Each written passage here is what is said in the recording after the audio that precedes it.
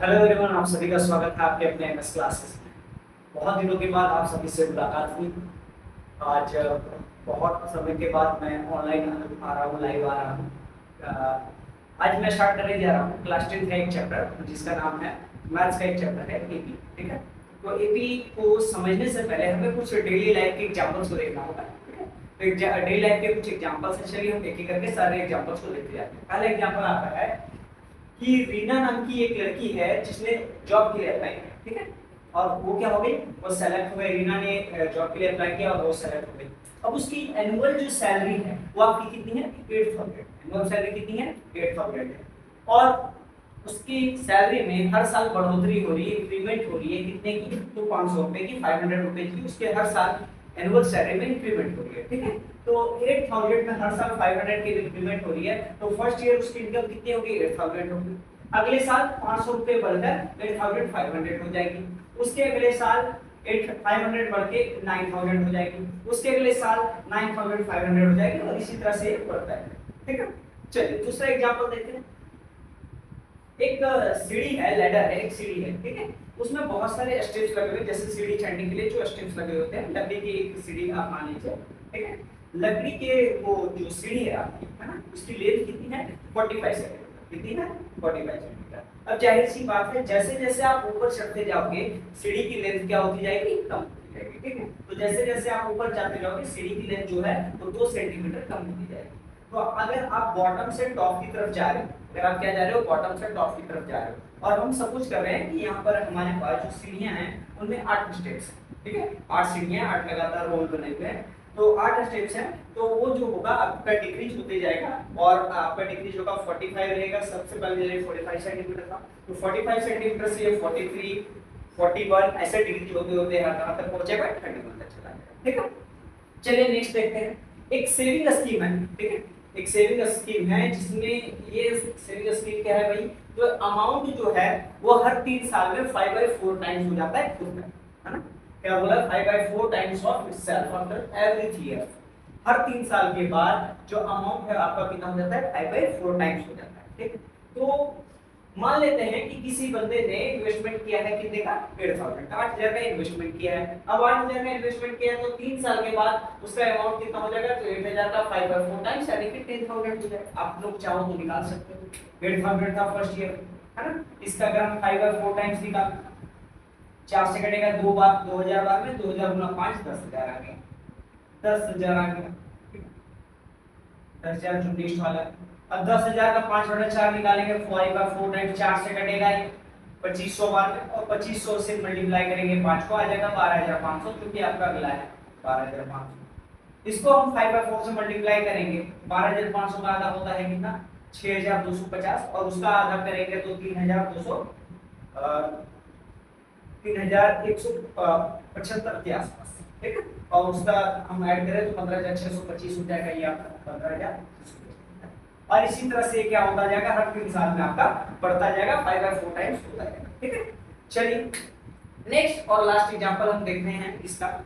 सखीला है, एक लड़की है, उसने क्या किया है? तो 100 रुपए रखे हैं अपने जो डॉटर है, बेटी है ना, उसके मनी बॉक्स में। कब? तो लिखा है when she was 1 year old. जब उसकी बेटी कितने साल की थी? 1 साल की थी। जब उसकी बेटी 1 साल की थी तो उसने 100 रुपए रखे थे उसके मनी बॉक्स में। ठीक है, चलिए सही बात है। And increase the amount by ₹50 per year. और वो क्या कर रही है? हर साल 50 रुपए बढ़ाती जा रही है उसके मनी बॉक्स में। ठीक है, तो मान लेते हैं कि पहले बर्थडे पे उसका 100 रुपया होगा, दूसरे बर्थडे पे कितना होगा? 50 रुपया बढ़ गया, तो 100 और 50 150 रुपये हो गए। तीसरे बर्थडे पर क्या हो जाएगा? 150 में 50 रुपया और बढ़ जाएगा, 200 हो जाएगा। इसी तरह से बढ़ते जाएगा उसका 100, 150, 200, 250, 300, इसी तरह से क्या होता जाएगा? बढ़ता जाएगा। ठीक है, चलिए ये आपको समझ में आई होगी बात, मुझे ऐसा उम्मीद है। ठीक है, चलिए तो हम आगे बढ़ते हैं और हम एपी को अब स्टार्ट करते हैं। ठीक है, अब एपी क्या है? एपी क्या है? तो नाम से तो पता चल रहा है अरिथमेटिक प्रोग्रेशन, लेकिन काम क्या है इसे हमें समझना पड़ेगा। तो एपी को समझने के लिए हमें एक दो सीक्वेंस लिखने की जरूरत पड़ेगी, उसे हम लिखते हैं। पहले एक सीक्वेंस बनाते हैं, जैसे एक टेबल आप चाहो तो लिख सकते हो, 3, 6, 9, 12, 15 ऐसे करके ये जा रहा है। ठीक है, एक सीक्वेंस हमने ये लिख लिया, दूसरा सीक्वेंस हमने लिख लिया 2 5 8 11 14 ऐसा करके कुछ। तीसरा सीक्वेंस हमने लिख लिया 150 250 350 ऐसा करके आपका सीक्वेंस है। अब इन तीनों सीक्वेंस में आप ध्यान से देखोगे तो तीनों सीक्वेंस में एक बात आपको कॉमन नजर आएगी कि यहाँ पर देखिएगा हर दो लगातार टर्म्स के बीच में, हर दो कंसेक्यूटिव टर्म्स के बीच में आपको जो डिफरेंस है वो क्या आएगा, तीनों का तीनों सीक्वेंस में सेम ही नजर आएगा। यहाँ पर आप देख सकते हो 3 और 6 के बीच का डिफरेंस कितना है, 3 का है। 6 और 9 के बीच का डिफरेंस भी 3 का है। 9 से 12 का डिफरेंस 3 का, 12 से 15 के बीच का डिफरेंस 3 का। यहाँ सेकंड वाले में देखें 2 से 5 के बीच का डिफरेंस 3 का, 5 से 8 के बीच का डिफरेंस 3 का, 8 से 11 के बीच का डिफरेंस 3 का, 11 से 14 के बीच का डिफरेंस 3 का, 150 से 250 के बीच का डिफरेंस 100 का, 250 से 350 के बीच का डिफरेंस 100 का। तो देख रहे हो हर दो टर्म के बीच में, हर दो लगातार दो टर्म के बीच में आपका क्या आ रहा है, डिफरेंस सेम आ रहा है। तो एपी एक ऐसा सीक्वेंस होता है जिसमें हर दो लगातार टर्म के बीच में जो डिफरेंस होता है वो क्या होता है, आपका इक्वल होता है। ठीक है, एपी क्या होता है, तो एक ऐसा सीक्वेंस है जिसमें हर दो लगातार टर्म के बीच में डिफरेंस क्या होता है, सेम। ठीक है, तो चलिए अब हम आगे बढ़ते हैं।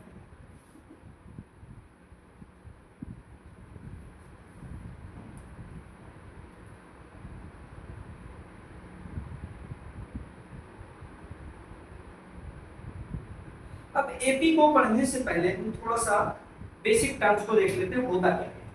तो एपी में आपको कौन कौन से चीजें मिलेगी देखने के लिए, पहला है टर्म।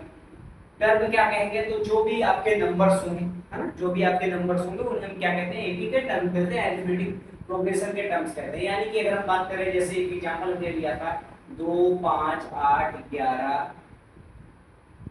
14 और या फिर 8, ठीक है। तो ये सारे जो है 1 2 3 4 5, इसमें अगर मैं इसे इरेज कर दूं यहां से आगे के, तो इसमें टोटल टर्म्स कितने हो जाएंगे, टोटल जो टर्म्स है, नंबर ऑफ जो टर्म्स हैं वो कितने हो जाएंगे, 5 हो जाएंगे। और ये जो नंबर ऑफ टर्म्स आपके 5 और ये सारे एक एक इंडिविजुअल को हम क्या कहते हैं, टर्म कहते हैं। ठीक है, ये सारे इंडिविजुअली क्या कहलाएंगे, टर्म कहलाएंगे। और हम सारे नंबर्स को क्या कहते हैं, टर्म कहते हैं। अब नंबर ऑफ टर्म्स को हम डिनोट करते हैं स्मॉल एन से। नंबर ऑफ टर्म्स को किससे डिनोट करते हैं, स्मॉल एन से डिनोट करते हैं। चलिए अब इसी एग्जांपल का यूज करके मैं आपको एक फॉर्मूला भी जनरेट करके दिखाऊंगा कि ये फॉर्मूला हमारे लिए कैसे काम करता है, उसे भी देखेंगे। ठीक है, तो आपका जो सीक्वेंस, ये आपका सीक्वेंस है, ये आपका एपी दिया गया। एपी का जो पहला टर्म होता है, एपी का जो पहला टर्म होता है यानी कि फर्स्ट टर्म जो होता है एपी का, उसे हम डिनोट करते हैं ए से। किसे डिनोट करते हैं, ए से डिनोट करते हैं। अच्छा, फर्स्ट टर्म को ए से डिनोट करेंगे। लास्ट टर्म जो होता है एपी का, लास्ट टर्म जो होता है एपी का, उसे हम डिनोट करते हैं एल से। किसे डिनोट करते हैं, एल से डिनोट करते हैं। नंबर ऑफ टर्म्स को हम देख चुके हैं, नंबर ऑफ टर्म्स को किससे डिनोट कर रहे हैं, एन से डिनोट कर रहे हैं। नंबर ऑफ टर्म्स को किससे डिनोट कर रहे हैं, एन से डिनोट। अच्छा, हमने अभी डिस्कस देखा था कि दो लगातार टर्म्स के बीच में जो डिफरेंस है वो क्या है, सेम। तो हर दो लगातार टर्म के बीच में जब डिफरेंस सेम है तो उसके लिए हमने एक टर्म नाम दिया, एक नाम दिया है, उसे हम कहते हैं कॉमन डिफरेंस। क्या कहते हैं, कॉमन डिफरेंस। और कॉमन डिफरेंस को हम डिनोट करते हैं डी से, स्मॉल डी से। ठीक है, ये डी से डिनोट करते हैं। तो फर्स्ट टर्म को ए से डिनोट कर दिया, लास्ट टर्म को एल से डिनोट कर दिया, नंबर ऑफ टर्म्स को एन से डिनोट कर दिया और कॉमन डिफरेंस को डी से डिनोट कर दिया। अब अगर किसी एपी का, मान लीजिए ये एपी ही, फिर से यही एग्जांपल लेते हैं, चलते हैं। एक एग्जांपल ले लेता हूं मैं दूसरा। ठीक है, 8 है, 13 18 23 28 ऐसे करके आता है। ठीक है, ये एक आप देख सकते हो। इसका पहला टर्म जो है आपका ए है, a इक्वल टू 8। ठीक है, a इक्वल टू क्या है, 8 है। कॉमन डिफरेंस अगर हम बात करें तो कॉमन डिफरेंस किसी भी दो टर्म का आप निकाल लीजिए। हाँ, कॉमन डिफरेंस निकालने के लिए मैं बता दूं, हमेशा आगे वाले टर्म से पीछे वाले टर्म को घटाते हैं। तो 13 में 8 गया, 13 में 8 गया, कितना बचा, 5। तो कॉमन डिफरेंस कितना बचा आपका, 5 बचा। लिख लेना आप लोग वरना भूल जाओगे। 13 माइनस 8 है ना, 13 माइनस 8। ठीक है, तो d इक्वल टू 13 माइनस 8 होगी 5 हो गया। नंबर ऑफ टर्म्स अभी हम पता नहीं कर सकते क्योंकि ये डॉटेड लाइन से दिया हुआ है। ठीक, ए निकल गया, डी निकल गया। नंबर ऑफ टर्म्स अभी हम निकाल नहीं सकते क्योंकि एन अभी डॉटेड लाइन से दिया। हाँ अगर ये नहीं होता तो यहाँ पर 5 नंबर ऑफ टर्म्स हो जाते। ठीक है, ना हमें यहाँ पर एन पता है ना हमें यहाँ पर। अच्छा एन के बारे में हम बाद में डिस्कस करेंगे, सबसे पहले उसे हम फॉर्मूला निकालने की कोशिश करेंगे। चलिए ठीक है, इस टर्म को हम थोड़ा सा देखते हैं। इस एपी का जो पहला टर्म होता है उसको तो हम ए से डिनोट करते हैं, ये हमें अच्छे तरीके से बिल्कुल पता है। लेकिन दूसरा टर्म तीसरा टर्म इन सबको हम कैसे डिनोट करते हैं और कैसे लिख सकते हैं उसे हम देखते हैं। ठीक है, तो एपी के पहले टर्म को ए या फिर हम ए1 से डिनोट कर सकते हैं। तो दूसरा टर्म आएगा उसे किससे डिनोट करेंगे, ए2 से। तीसरा टर्म आएगा उसे किससे डिनोट करेंगे, ए3 से। चौथा टर्म आएगा उसको कैसे, ए4 से। पांचवा टर्म आएगा ए5 से। और ये चलता रहेगा a1 a2 a3 a4 a5 a6 ऐसे करके चलेगा। ठीक है, यानी कि क्या हो गया, a1 a2 a3 a4 a5। ठीक है, ये आपका चलता रहेगा। अब देखिएगा a2 अगर हमें निकालना है, a2 हमें अगर निकालना है तो हमें क्या करना पड़ेगा, a1 में यानी कि a में आपको d को जोड़ना पड़ेगा। अभी अभी जैसे हमने निकाला था a, इसमें से कितना था, a निकला था आपका 8 और d निकला था आपका 5। तो अगर हमें a2 निकालना है तो a2 में क्या करना पड़ेगा, a को जोड़ना पड़ेगा यानी 8 + 5। तो a2 इक्वल टू क्या हो गया, a + d।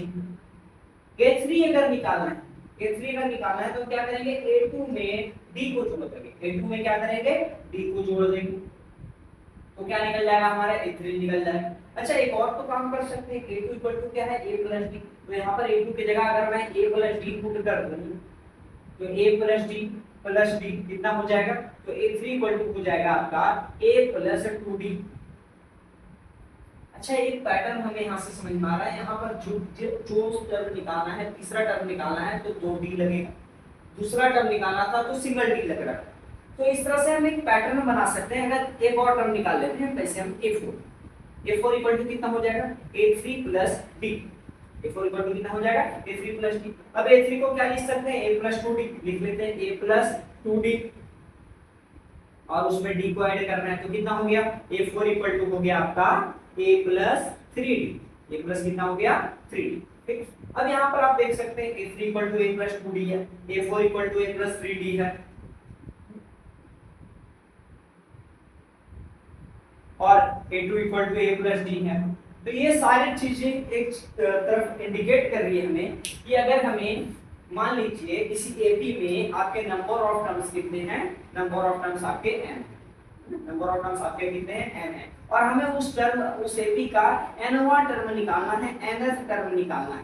किसी एपी का क्या निकालना है, nth टर्म निकालना है जिसे हम डिनोट करेंगे an से। तो अगर किसी एपी का nth टर्म निकालना है, an निकालना है, तो इस फॉर्मूले से अगर हम चलें तो क्या होगा, an बराबर a प्लस, ठीक है। अच्छा यहाँ 4 था तो 4 में से 1 कम करके लिखे तो यहाँ n है तो n में से 1 कम करके लिखेंगे तो a + n - 1। और ये क्या है, तो d से मल्टीप्लाई किया था तो d से मल्टीप्लाई कर देंगे तो ये हमारा एक फॉर्मूला बनके रेडी हो जाएगा, an = a + n - 1 * d। ठीक है, ये आपका an निकालने का एक फॉर्मूला हो गया। an = क्या हो जाएगा, a + n - 1 * d। ठीक है, यहाँ तक आप लोग नोट कर लीजिए।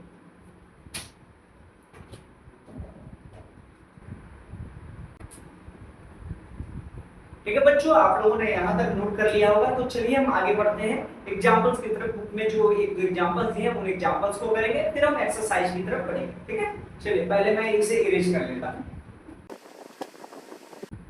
एग्जांपल नंबर 1 आपका कहता है, ध्यान दीजिएगा, एग्जांपल नंबर 1 में है कि फॉर द एपी, एक एपी है, ठीक है, उसमें एपी क्या दिया है तो देखते हैं, क्वेश्चन लिखते हैं। एग्जांपल 1 क्या बोल रहा है देखिएगा, फॉर द एपी, एक एपी दिया है आपका, for the AP 3/2 comma -1/2, sorry 1/2 comma -1/2 comma -3/2 comma dot dot dot ऐसे दिया हुआ है। ठीक है, और इसका हमें क्या लिखना है, फर्स्ट टर्म पता करना है, फर्स्ट टर्म को पता करना है a, और क्या पता करना है हमें, फर्स्ट टर्म के साथ ही पता करना है common difference d, common difference d, common difference d। ठीक है, कॉमन डिफरेंस निकालना है यानी कि d निकालना है। चलिए तो फर्स्ट टर्म कैसे निकालेंगे? First term a equal to आपका क्या हो जाएगा? First term a equal to हो जाएगा, जो पहला टर्म आपको नजर आ रहा है वही आपका क्या होता है? फर्स्ट टर्म होता है। तो इक्वल टू आपका क्या हो जाएगा? 3/2। a इक्वल टू आपका आ गया 3/2। अब कॉमन डिफरेंस निकालना है, तो इसे हम a1 कहते हैं, इसे हम a2 कहते हैं। तो d इक्वल टू हम लिख सकते हैं a2 माइनस a1 या a2 माइनस a2 आपका कितना है? 1/2 माइनस a1 कितना है आपका? 3/2। एलसीएम ले लेंगे, 2 और 2 का 2 चला जाएगा नीचे, और ऊपर में माइनस हो जाएगा 1 माइनस 3, 1 माइनस 3 कितना हो गया? -2/2। इक्वल कट के हो गया आपका कितना? माइनस का 1। यानी कि a निकल गया फर्स्ट टर्म आपका 3/2 और कॉमन डिफरेंस आपका निकल गया माइनस का 1। ठीक है, चलिए एक एग्जांपल नोट कर लेते।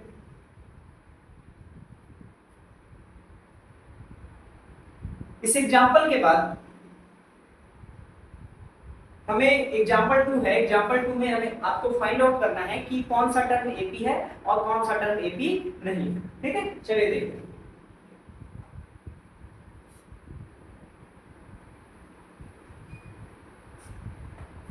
एग्जांपल 2, एग्जांपल क्या में क्या एग्जांपल 2 क्या बोल रहा है? Which of the following list of numbers form an, क्या बोल रहा है? क्वेश्चन में खुद लिख देता हूं, which of the following, which of the following list of numbers, list of numbers form an AP, form an AP. कौन सा है जो एपी का फॉर्मेशन कर रहा है? चलिए देखते हैं। कुछ एग्जांपल्स भी हैं। अच्छा, और साथ में है write the next two terms, write the next two terms. अगर एपी बना रहा है तो आपको नेक्स्ट टू टर्म्स भी लिखना है।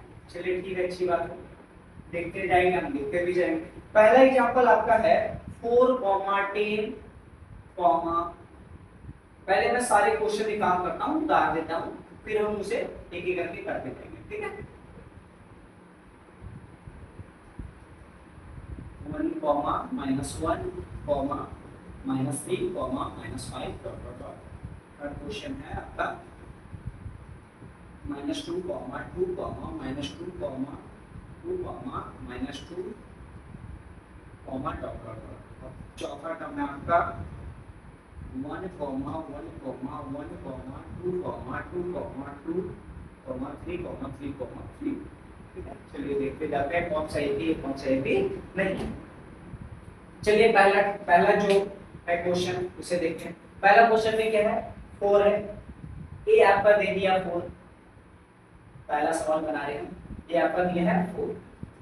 अच्छा, डी निकाल लेते हैं। डी आपका देखिए, डी आपका कितना है? 10 - 4। अच्छा, डी निकालने के लिए आप लोग एक काम कीजिएगा, डी निकालने के लिए 2 बार चेक कीजिएगा। एक बार सेकंड में से फर्स्ट को माइनस कीजिएगा और दूसरी बार थर्ड में से सेकंड को माइनस कीजिएगा, क्योंकि कभी-कभी ऐसा होता है कि पहला 2 टर्म हो सकता है डिफरेंशिएट हो, लेकिन आगे के टर्म में डिफरेंसेस क्या हो? गड़बड़ हो। तो उससे ये प्रॉब्लम आएगी कि वो एपी होगा नहीं और आप लोग के सवाल में हो जाएगी गड़बड़ी।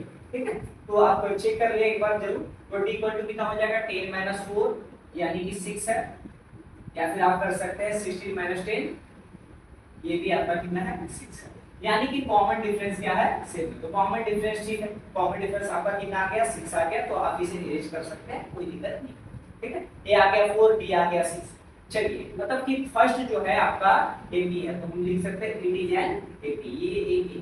ठीक है, ये एक एपी। अब ये एक एपी है तो हम क्या कह सकते हैं इसे? इसके नेक्स्ट 2 टर्म से लिख लें। तो ये आपके a1, a2, a3, a4 ये दिया है। a5 निकालना है, क्या निकालना है? a5। अब a5 के लिए कैसे रखा फॉर्मूला? तो a + 4d, a + 4d। तो a कितना हो गया? 4। d कितना हो गया? तो d के जगह 6 है, तो 4 × 6 कितना हो जाएगा? 4 + 4 6 24, और 24 और 4 कितना हो गया? 28 हो गया आपका। और ये पांचवा टर्म और छठा टर्म निकाल लेते हैं। a6 = कितना हो जाएगा? a + 5d, a + 5d। a = कितना हो जाएगा आपका? a = हो जाएगा 4 + 5 × d = कितना हो जाएगा? 6। तो 5 × 6 कितना हो जाएगा? 4 + 30, 5 6 30। ठीक है, और +4 + 30 कितना हो जाएगा? 34। निकल गया आपका, पहला सॉल्व हो गया। चलिए दूसरी तरफ चलते हैं, दूसरा क्वेश्चन की तरफ। दूसरे नंबर सवाल में है 1 कॉमा माइनस 1 ए बी का, ए कितना दिया है आपका 1। अच्छा डी चेक कर ले एक बार, डी कितना माइनस 1 में से 1 को माइनस करते हैं, माइनस 1 में से 1 को माइनस करेंगे तो कितना हो जाएगा माइनस 1 यानी कि माइनस का 2। अच्छा दूसरा टर्म भी वही है क्या, चेक कर ले, माइनस 3 में से माइनस 1 को माइनस करना है, माइनस 3 में से माइनस 1 को माइनस करना है, क्या हो जाएगा माइनस 3 और minus into minus plus plus 1, तो माइनस 3 प्लस 1 कितना हो गया आपका माइनस का 2, यानी कि सेम है तो आप इसे इरेज कर सकते हैं। ठीक है, तो डी आ गया आपका माइनस का 2, यानी ये भी टर्म आपका, ये भी जो सीक्वेंस दिया है वो क्या है आपका एपी में। ठीक है, तो जब ये एपी में है तो हम इसे लिख सकते हैं it is an AP, it is an AP. ठीक है, और अब हम निकालेंगे इसके 4 टर्म दिए हैं तो पांचवा और छठा टर्म निकाल लेते हैं, a5 निकालते हैं। a5 इक्वल टू क्या हो जाएगा a plus 4d, a equal to कितना है 1 और 4 इंटू d कितना है आपका माइनस का 2, 4 इंटू माइनस का 2 कितना हो जाएगा, सॉल्व करते हैं 1 प्लस इंटू माइनस माइनस और 4 इंटू 2 8, तो a5 इक्वल टू आपका आ जाएगा 1 माइनस 8 यानी कि माइनस का 7, और a5 निकल गया तो a6 निकाल लेते हैं, a6 इक्वल टू क्या हो जाएगा a प्लस 5d। ठीक है, तो a इक्वल टू कितना हो जाएगा आपका 1 plus 5 into d equal to कितना हो जाएगा आपका, d इक्वल टू हो जाएगा माइनस का 2, सॉल्व करेंगे इसको कितना हो जाएगा 1 plus plus into minus minus और 5 इंटू 2 10, 1 में माइनस 10 1 में से 10 घटाएंगे तो कितना आ जाएगा माइनस का 9। ये हो गया आपका दूसरा एग्जांपल। ठीक है, नोट कर लीजिए।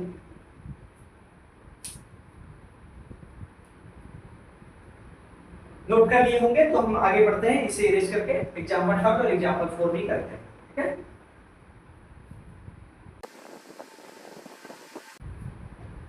एग्जांपल 3 करते हैं, हम देखते हैं एग्जांपल 3। एग्जांपल 3 में ए देख लेते हैं, ए क्या है फर्स्ट टर्म आपका माइनस का 2, डी एक बार चेक कर लें, डी कितना है तो 2 माइनस माइनस 2, 2 में से माइनस 2 को माइनस करना है तो कितना हो जाएगा 2 माइनस माइनस 2 यानी 2 प्लस 2 कितना हो गया आपका 4 हो गया। इसमें एक बार रीचेक कर लीजिएगा। दूसरा है माइनस 2 में से 2 को माइनस करेंगे, माइनस 2 में से 2 को माइनस करेंगे, थर्ड वाले में से सेकंड को माइनस करेंगे, कितना आ रहा है माइनस का 4। अब देखिए यहाँ पर अंतर हो गया, d इक्वल टू यहाँ पर 4 है और d इक्वल टू माइनस का 4 है, गड़बड़ हो गया, यानी कि ये एपी में होगा नहीं होगा, क्योंकि कॉमन डिफरेंस आपका सेम नहीं है इसलिए ये एपी में नहीं हो सकता। एक बार 4 आ रहा है एक बार माइनस 4 आ रहा है तो लिखेंगे it is not an AP, it is not an AP, AP में नहीं है क्यों, क्योंकि इसका कॉमन डिफरेंस सेम नहीं है। ठीक है, चलिए अब बढ़ते हैं चौथा सवाल की तरफ, इसके फोर्थ सेक्शन की तरफ। फोर्थ सेक्शन आपका क्या है, a इक्वल टू 1 और d इक्वल टू कितना आ जाएगा, d इक्वल टू देखिएगा 1 माइनस 1 0। अच्छा ये तो 0 आ रहा है, अगला टर्म भी 1 माइनस 1 0 आ रहा है, लेकिन यहाँ पर चौथे में से जब तीसरे टर्म को घटाते हैं तो आपका क्या आ जा रहा है 0 आ जा रहा है, कभी 1 आ जा रहा है, कभी 0 आ रहा है और 1 आ रहा है, 0 भी आ रहा है 1 भी आ रहा है। अब कॉमन डिफरेंस तो पॉसिबल है नहीं है p में, तो d 0 आए और 1 भी आए एक केस पॉसिबल नहीं है, तो हम क्या लिखेंगे it is not an AP, ये एक एपी नहीं। ठीक है, चलिए नोट कर लीजिएगा। ठीक है, ठीक है बच्चों, तो आप लोगों ने इसे नोट कर लिया होगा, तो बिना समय गवाए मैं इसे इरेज करता हूं और फिर हम चलेंगे एक्सरसाइज 5.1 की तरफ। ठीक है, एक्सरसाइज 5.1। एक्सरसाइज 5.1 में आप देखेंगे तो पहला जो सवाल है वो आपका थोड़ा सा लैंग्वेज बेस्ड। ठीक है, तो देखते हैं एक बार हम क्वेश्चन को पढ़ते हैं। क्वेश्चन क्या है आपका, तो पहला क्वेश्चन है कि अच्छा करना क्या है इसमें, पहले ये देखते हैं। बोला in which of the following situations does the list of numbers involved make an AP and why. बोला यहाँ पर कुछ सिचुएशंस दिए हैं, है ना, और उन सिचुएशंस को देखकर आपको ये पता करना है कि ये जो नंबर्स इन्वॉल्व हैं लिस्ट में वो आपका एपी बना रहे हैं कि नहीं बना रहे। अब चेक करना पड़ेगा भाई ये भी बना रहे कि नहीं बना रहे, उसके लिए कॉमन डिफरेंस निकालकर चेक करना पड़ेगा। तो चलिए देखते हैं, सबसे पहला फर्स्ट सवाल है वो हम देखते हैं। पहला का पहला क्या है, बोला the taxi fare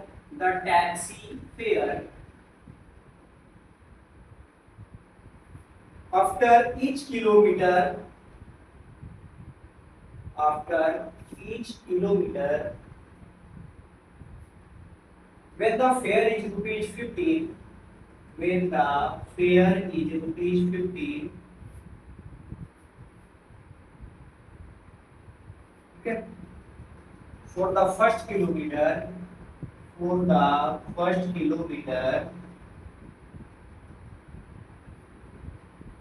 and ₹8 for each, and ₹8 for each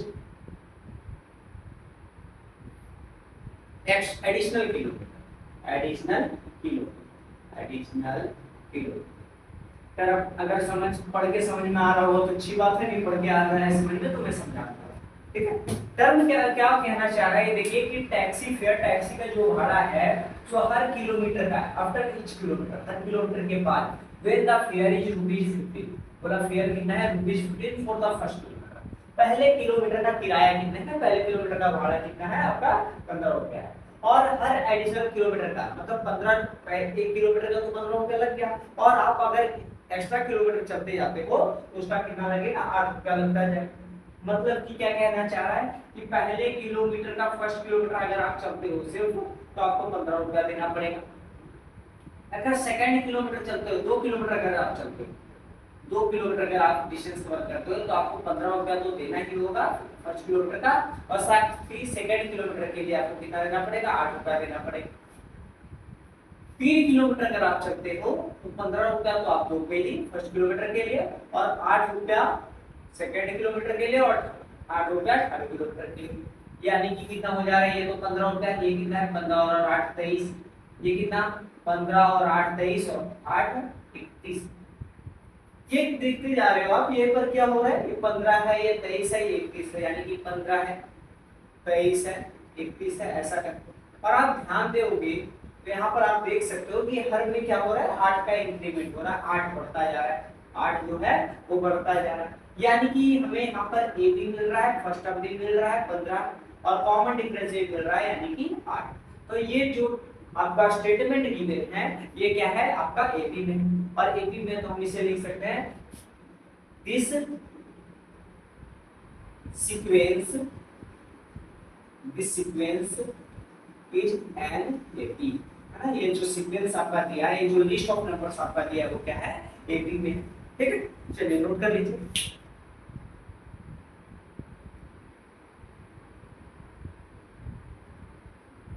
अगर आपने नोट कर लिया होगा तो हम बढ़ते हैं इसके अगले सवाल की तरफ, फर्स्ट और सेकंड पार्ट की, ठीक है। फर्स्ट आपका सेकंड पार्ट क्या बोलता है, स्टेटमेंट पढ़ते हैं। The amount of air present, the amount of air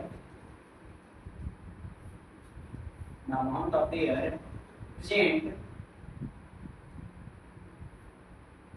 in a cylinder when a vacuum pump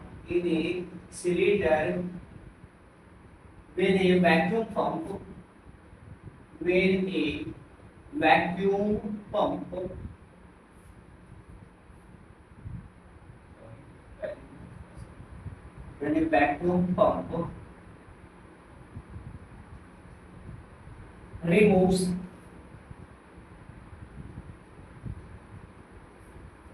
1/4 of the air,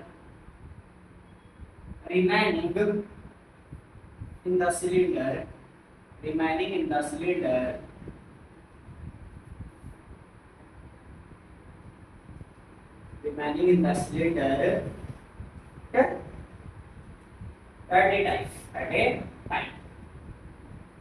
अगर पढ़ के समझ में आ रहा हो तो अच्छी बात है, नहीं पढ़ के आ रहा समझ तो फिर से मैं समझाता हूँ इस सवाल को। क्या बोल रहा है, देखिए कि the amount of air present in a cylinder, किसी सिलेंडर में जो अमाउंट ऑफ एयर प्रेजेंट है, एयर जो प्रेजेंट है ना, हवा की जो मात्रा प्रेजेंट है, when A vacuum pump removes 1/4 of the air remaining in the cylinder eight A time.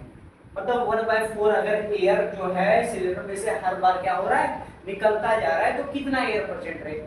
तो मान लेते हैं, अब यहाँ पर कुछ दिया नहीं है तो हम क्या करेंगे, 1 मान लेंगे, कि मान लेते हैं 1% 100% के लिए हम यूज करते हैं तो 1 मान लिया कि पहले जो टोटल जो है, टोटल आपका कितना मान लिया हमने, 1%। अब क्या हुआ, तो अब इसमें से 1/4 हम क्या कर लेते हैं, माइनस कर लेते हैं, इसमें क्या कर लेते हैं 1/4 माइनस कर देते हैं। तो इसका 1/4 निकल जाएगा, तो रिमेनिंग कितना बचेगा, रिमेनिंग कितना बचेगा, रिमेनिंग कितना होगा, तो 1 में से 1/4 माइनस कर दो, 1 में से 1 का 1/4 है ना, 1 में से 1 का 1/4 माइनस कर देते हैं, तो कितना बचेगा, 1 में से 1 का 1/4 यानी 1 में से 1/4 माइनस करेंगे, कितना बचेगा, 3/4 बचेगा। फिर से दूसरे पार्ट के लिए, अब 3/4 बचा है टोटल, तो 3/4 में से 3/4 का 1/4 माइनस करेंगे दूसरे केस के लिए, ठीक है, कितना हो जाएगा आपका 3/4 माइनस 3/60, एलसीएम ले लोगे आप 16, कितना हो जाएगा 4 गुना 4, 4 चक 16, 4 3 12, 12 माइनस 3 9/16। इसी तरह से आपका बढ़ता है ना, 9/16 एक और कर लेते हैं, 9/16 माइनस 9/16 का 1/4 निकल जाएगा फिर से बाहर, कितना हो जाएगा 9/16 माइनस 9/64, इसको एलसीएम ले लेंगे 64, तो 16 4 जा 64, 4 9 जा 36, 36 माइनस 9, 16 में 9 जा 27/64। देखने से तो वैसे लग नहीं रहा है ये भी है, फिर भी हम एक बार चेक कर लेते हैं, ए जो है आपका कितना है 1 है, ये कितना आपका 1 है, और डी निकाल लेते हैं, डी कैसे निकालते हैं, तो a2 माइनस a1, a2 कितना है आपका 3/4, a1 कितना है 1, तो 3/4 माइनस 1 एलसीएम लेके सॉल्व करेंगे, 4 कितना हो जाएगा 3 माइनस 4, 1 में 4 यानी -1/4। अच्छा a2 माइनस a1, एक बार हम a3 माइनस a2 निकाल के चेक कर लेते हैं, a3 माइनस a2, a3 कितना है आपका 9/16 माइनस a2 कितना है आपका, a2 है आपका 3/4 माइनस करते हैं, एलसीएम जाएगा 16 और 4 का 16, 16 से 1 बार में तो 9 बार माइनस हो गया, और 4 से 4 16 जाता है 4 बार में, तो 4 × 3 12, 9 माइनस 12 कितना हो गया -3/6। अच्छा आप देख सकते हैं यहाँ पर कॉमन डिफरेंस सेम, तो यहाँ पर कॉमन डिफरेंस दोनों बार अलग अलग है, इसलिए ये क्या होगा आपका एपी में नहीं होगा, सो लिखेंगे so it is not an AP, so it is not an AP, ये एक एपी नहीं होगा, ठीक है, चलिए नोट कर लीजिए।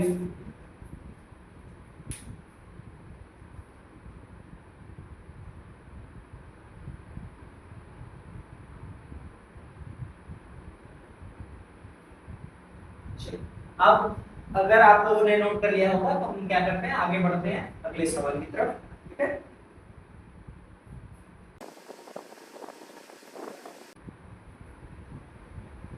अगला सवाल आपका तीसरा नंबर है, फर्स्ट पार्ट क्या है सवाल पर लिखते हैं, the cost of digging a well, the cost of digging a well, digging a well,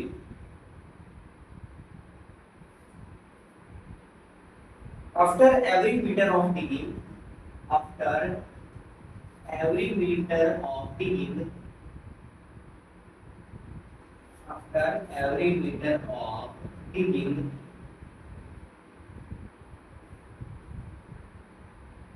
when it costs rupees 150, when it costs rupees 150, which कितना है 150 for the first meter, for the first meter, first meter, and rises by कितना है, तो rupees 50 for each subsequent meter, for each subsequent meter, है ना, subsequent meter। क्या बोल रहे देखिए, क्या चल रही भाई, तो कुएं की खुदाई चल रही है, ठीक है, कुएं की खुदाई चल रही है, तो कुएं की खुदाई में क्या हो रहा है, चलिए देखते हैं थोड़ा सा, मतलब कुएं की खुदाई चल रही है और हर मीटर पे कॉस्ट थोड़ा सा अलग चल रहा है, क्या बोल रहा है कि अगर आप पहले मीटर खोदते हो, 1 मीटर खोदते हो तो आपका 150 रुपया लगता है, क्या बोला, अगर आप 1 मीटर खोदते हो, पहला मीटर फर्स्ट मीटर खोदते हो, 1 मीटर खोदते हो तो आपका कितना लगता है 150 रुपया लगता है, और 50 रुपीज लगती है, और उसके बाद क्या होता जाता है, तो हर मीटर के लिए आपका 50 रुपया पड़ता जाता है, यानी 1 मीटर के लिए 150, तो 2 मीटर के लिए कितना हो जाएगा 150 प्लस 50, 150 प्लस 50 यानी कि कितना 200 रुपया।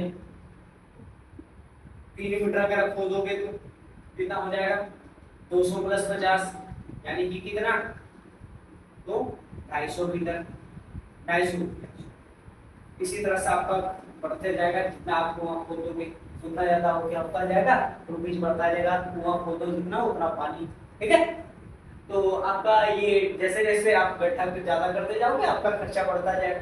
ठीक है, तो चलिए मतलब 50 ही बढ़ रहा है, 3 मीटर का 250। ठीक है, अब यहाँ पर हम देख सकते हैं, यहाँ पर भी हमें एपी का सीरीज नजर आ रहा है, चलिए फिर भी निकाल लेते हैं। ए इक्वल टू कितना है आपका 150, डी इक्वल टू कितना है, तो डी इक्वल टू कैसे निकालते हैं, a2 - a1, a2 कितना है आपका 200 माइनस 150 यानी कि कितना आ गया 50। आप यहाँ से निकाल सकते हैं a3 - a2 से भी, वहां से निकल जाएगा। तो a आपका 150 है और d आपका कितना है 50, ये आपका कितना है 50। तो आप क्या कर सकते हो इसके लिए, तो आप निकाल लोगे, तो हम लिख सकते हैं so it is an AP, ये क्या है आपका एपी। ठीक है, चलिए नोट कर लीजिए।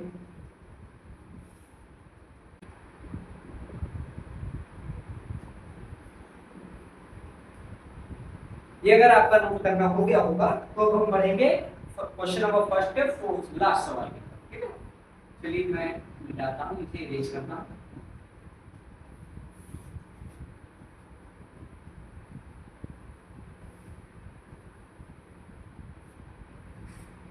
ठीक है, तो फर्स्ट का आपका है फोर्थ नंबर, फर्स्ट आपका है फोर्थ नंबर, लास्ट क्वेश्चन है।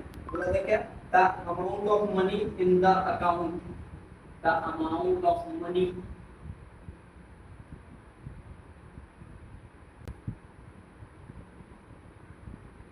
sorry last only question, the amount of money in the amount of money in the account every year, the account every year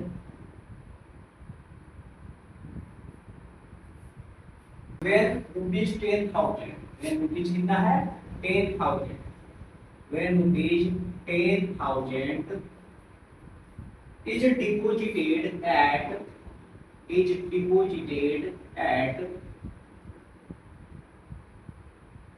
compound interest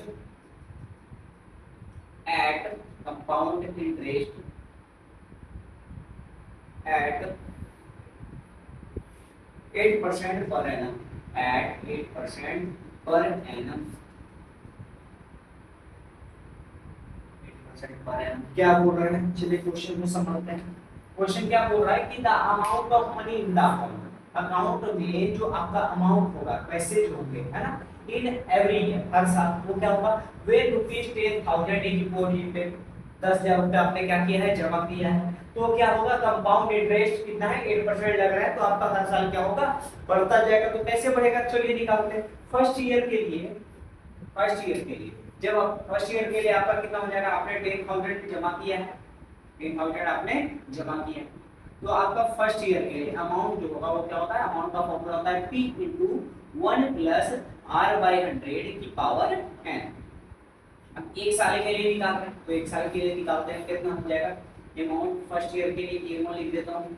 ठीक है, तो P = कितना हो जाएगा 10,000 * 1 + R कितना है 8 है अपॉन 100 का पावर कितना 1, चाहो तो काट लो आप, 4 से 2 बार में, 4 से 25 बार में, कितना हो जाएगा 10,000 *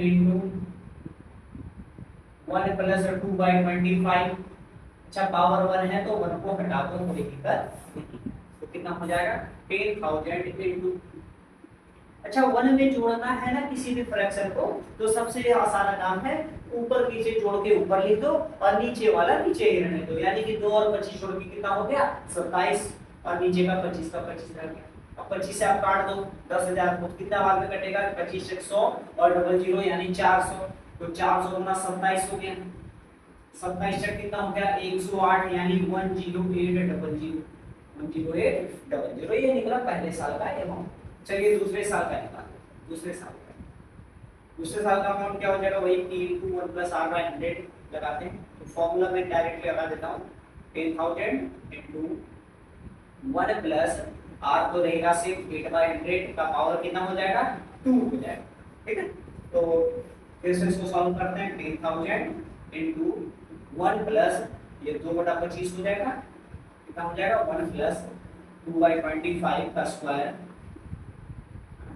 सॉल्व करते कितना हो जाएगा, 10,000 × 1 + 2/25 कितना हो जाएगा, 27/25 का स्क्वायर। अब स्क्वायर करते मतलब है ना, वरना विलुप्ति हो जाएगी, तो स्क्वायर करने से बढ़िया है 2 बार गुणा करने पर लिख। तो 10,000 × 27/25 × 27/25 25 से कटेगा, कितने बार में कटा था आपका, 400 बार। और 25 से फिर 400 कितने बार में कटेगा वो देख लेना। तो डिवाइड करो 25 से एक बार में 25 और 25 × 150 मतलब 16 बचेगा। इन दोनों को 25 और 25 को काटोगे तो यहाँ कितना बचेगा, 16 बचेगा। 27 का स्क्वायर होता है 27 × 27 729। ठीक है, और आपका बचा 16 से गुणा कर दो। 16 × 9 69 × 144 का 4 कैरी 14 16 2 × 32 + 4 46 का 4 कैरी 4 16 7 × 132 और 132 और 4 136 13664 ये आपका अमाउंट हो गया दूसरे साल। चलिए अब हम निकाल लेते हैं, चेक करते हैं कि ये अमाउंट आपका मतलब एपी में है या नहीं है। तो चलिए ये आपका हो गया कितना, 10,000। ये कितना है आपका, 10,000। डी निकाल लेते हैं। डी क्या है, तो A1 माइनस ये P है ना, A1 minus P, A1 minus P। A1 कितना है आपका, 10,800 माइनस 10,000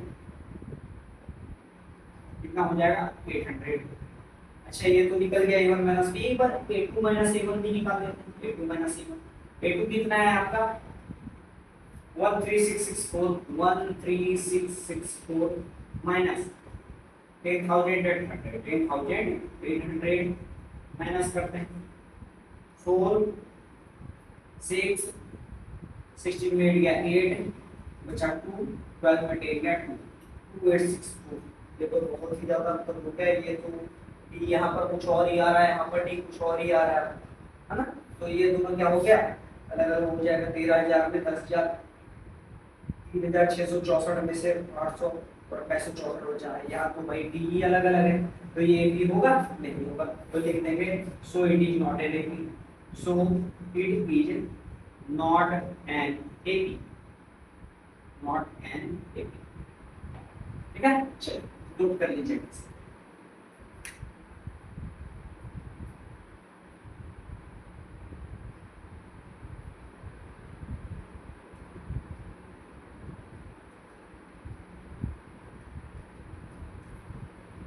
ठीक है बच्चों, आगे के सवाल बनाने की आप कोशिश कीजिएगा। उसके बाद हम मिलेंगे नेक्स्ट लेक्चर में अगले सवाल के साथ। ठीक है, थैंक यू।